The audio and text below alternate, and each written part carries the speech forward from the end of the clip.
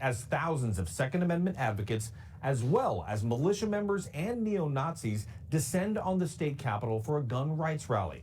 Police are locking down the site of tomorrow's demonstration, and firearms have been banned as officials say there's credible intelligence of possible violence. Jeff Pegues is in Richmond. Even before the rally officially gets underway, security here is tight.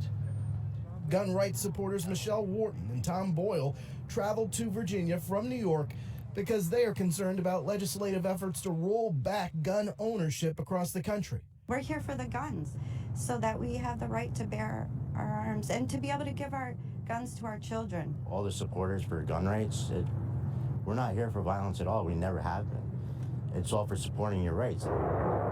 Law enforcement in Virginia has been preparing for potential violence. State officials say there have been several credible threats made to the event, including the use of weaponized drones. In response, the FAA restricted airspace over the event, and the FBI said that it is working with local and state law enforcement in relation to threats of violence at the rally. This week, 7 members of the white supremacist group The Base were arrested in Wisconsin, Georgia, Maryland, and Delaware. Investigators believe 3 of the men were heading to the rally in Virginia. State officials say they want to avoid another Charlottesville. Hundreds of police were out in force today as gun rights supporters rallied outside of Virginia's capital. The tightened security came after more than a week of threats and violence after the governor declared a state of emergency. Jeff Pegues reports tonight from Richmond. 22,000 gun rights supporters came out today, many armed to the teeth, some dressed in fatigues. Others had handguns on their hips. I carry it with me every day. And rifles draped across their chests. You see people that want to stand up and keep their guns because it's our right to do that, defend ourselves in a time of danger. Thomas Steele came here from West Virginia. I actually brought 2 guns, but I brought a smaller gun. I usually have an AK-47, but that's quite the scary rifle. But I decided to bring out the 22 because nobody's shooting nothing today. Governor Ralph Northam declared a state of emergency, which banned all weapons on Capitol building grounds and brought with it extremely tight security. On Capitol grounds, right in there beyond this fence, this is where the state of emergency is, where you can't bring any weapons. But just beyond the fence, a lot of guns. There are probably thousands of them out here, far outnumbering what law enforcement has. The extra security came following the arrest of 3 members of a white supremacist group threatening to come to the rally to cause a race war. But today's event ended peacefully. Voters gathered in huge numbers today in Richmond, Virginia. They're protesting a wave of gun control measures being proposed by the newly elected Democratic majority in the state. William Brangham is in Richmond. Today, Nick Schifrin will talk with him from the scene in a bit, but first, William has this report. They started gathering before dawn. They've come on charter buses from every corner of the state and beyond. Thousands and thousands of gun rights supporters coming to Virginia's capital. Governor Ralph Northam, citing violent threats from out-of-state militias, banned all firearms from the Capitol grounds. But outside that area, many exercised the rights they've come here today to protect. I don't want the government taking my right, my liberty, my God-given right to protect myself. We must be vigilant. Democrats swept the last election, winning control of the Virginia State House for the first time in over 25 years. After a mass shooting in Virginia Beach last year, where 12 people were killed, Democrats ran and won on a gun control platform. Among the laws the Democrats here are considering are a suite of gun control measures that would include an assault weapons ban, universal background checks for almost all purchases, and these so-called red flag laws where officials could temporarily take guns away from people who are deemed to be dangerous. Patrick Hope is a Virginia Democrat who chairs the House's Public Safety Committee.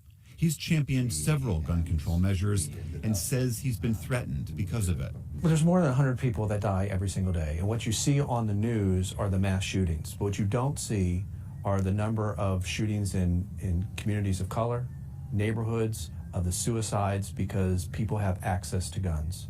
And there are too many guns that are readily accessible to too many people. When the Democrats won and made all those promises of what they were going to do, what was your reaction? Made me sick. It's just so illegal what they're doing, and there's no calling them on it. Steve Clark owns and runs Clark Brothers, a 60-year-old gun store and shooting range in Warrenton, Virginia. He says Democrats mistakenly blame the guns for violence committed by people. If you're drunk and you run over somebody, if you're mad and you run over somebody, in New York, when the guy took a box truck and drove down through the bicycle path and killed all those people on bicycles or pedestrians, they go after him. It's not the truck. I don't care how safe you're trying to make things. The Second Amendment says you can't touch the guns.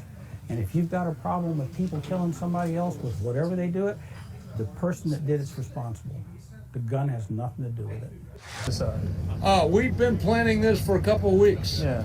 And we didn't finalize our decision until just 5 days ago. Oh. But 5 days ago, we decided to come up, and we jumped on an airplane and got up here, and there's about 20 of us from Texas in our group here today. And in fact, there's our flag over there, the Come and Take It flag. The Come and Take It flag, of course, that references the Battle of Goliad, where the Mexican government had given a cannon to the people to defend themselves against the Indians. And then when the Mexican government decided to take away the rights of the Texans and to repeal their own constitution, that's when they said, well, if you want this cannon back, you're going to have to come and take it. They tried, they were unsuccessful. And we just want to let the good folks of Virginia know that we're here today to support your Second Amendment rights, because an armed society is a polite society. And look at the crime statistics nationwide. Every place where they have concealed carry, where they have license to open carry, you have very low crime, very low murder, very low assault rates. In every state and every city where they have taken away the rights to keep and bear arms, you have incredibly high murder rates, mass gun violence. I mean, I always hear about these mass shootings, for instance, on TV. But I counted up 4 of them in a row that happened in a month, and the total body count was less than what happens in Chicago in a weekend. Yeah. So they make a big deal about that. But the truth is, if you disarm your people, you put them in a vulnerable position. And when the government wants to disarm the people, we have no light to guide us but that of history. All the dictators disarmed their people before they took away their rights. Look at the people in Hong Kong today. They want the same rights we have here in America, but they don't have any guns. And somebody once said, you can vote yourself into communism, but you have to shoot your way out. It's really hard to shoot your way out when the government has taken all of your guns. Now, for